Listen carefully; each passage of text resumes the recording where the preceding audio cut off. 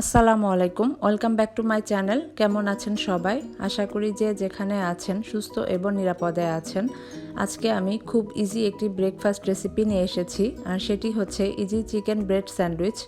এই স্যান্ডউইচ বানাতে খুবই অল্প কিছু পরিমাণ উপকরণ প্রয়োজন এবং খুবই হেলদি রেসিপি ও খুব কম সময়ে করা যায়, এজন্য খুব উপকারী এবং বাচ্চাদের টিফিনেও আপনারা এই স্যান্ডউইচটি তৈরি করে দিতে পারেন। চলুন দেখে নেই। এখানে আমি 2টি লেগ পিস নিয়েছি, হোল লেগ পিস, এবং এখানে আপনারা বুকের মাংস ব্যবহার করতে পারেন। আমি লেগ পিস ব্যবহার করেছি। এর মধ্যে সামান্য একটু আদা রসুন বাটা দিয়েছি এবং 2 কাপ পরিমাণ পানি দিয়েছি ও সামান্য একটু লবণ দিয়েছি। আমি এটি সিদ্ধ করে নিব। এটি চাইলে আপনারা বুকের মাংস দিয়েও করতে পারেন। আমার কাছে লেগ পিস ছিল, এজন্য লেগ পিস দিয়েই করেছি। 10 মিনিটের মতো এটি সিদ্ধ করে নিলেই হবে, কারণ ফার্মের মুরগির মাংস খুবই নরম থাকে। এখন আমি পাগুলো থেকে মাংসগুলো এভাবে ছড়িয়ে নিচ্ছি গরম অবস্থায়। আপনারা চাইলে হাত দিয়েও করে নিতে পারেন একটু নরমাল করার পরে। এভাবে সবগুলো মাংস ছড়িয়ে নিয়ে একটু চাকু দিয়ে আমি ছোট ছোট টুকরা করে নিয়েছি।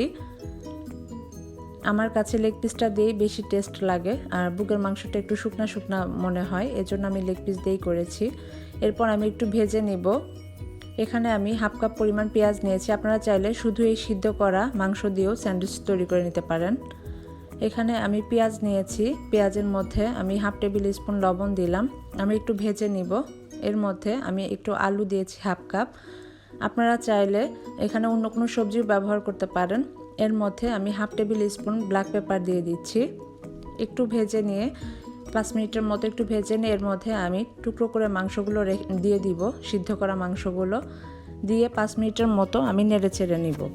খুবই অল্প সময় প্রয়োজন। আপনারা চাইলে যে কোনো সবজি ব্যবহার করতে পারেন। গাজর, বাঁধাকপি কাঁচা অবস্থায় ব্যবহার করে নিতে পারেন। এবং সামান্য একটু জিরার গুঁড়া ও মরিচের গুঁড়া আমি দিয়ে দিলাম। খুবই কম সময়ে আমার তৈরি হয়ে গেছে ভাজিটি। আপনারা চাইলে এই ভাজিটি যে কোনো সময় করে নিতে পারেন, পরে শুধু ব্রেডে দিয়ে ভেজে নিতে পারেন। এর মধ্যে আমি হাফ কাপ পরিমাণ মায়োনিজ এবং 1 টেবিল চামচ টমেটো সস দিয়ে দিচ্ছি। এখন এটি মিশিয়ে নিয়ে আমি ব্রেডে দিয়ে সামান্য একটু হালকা আঁচে গরম করে নিব, ব্রেডটি লাল হওয়া পর্যন্ত। আপনারা চাইলে এরকম হোয়াইটও রাখতে পারেন, এটি যার যার টেস্টের উপর ডিপেন্ড করে।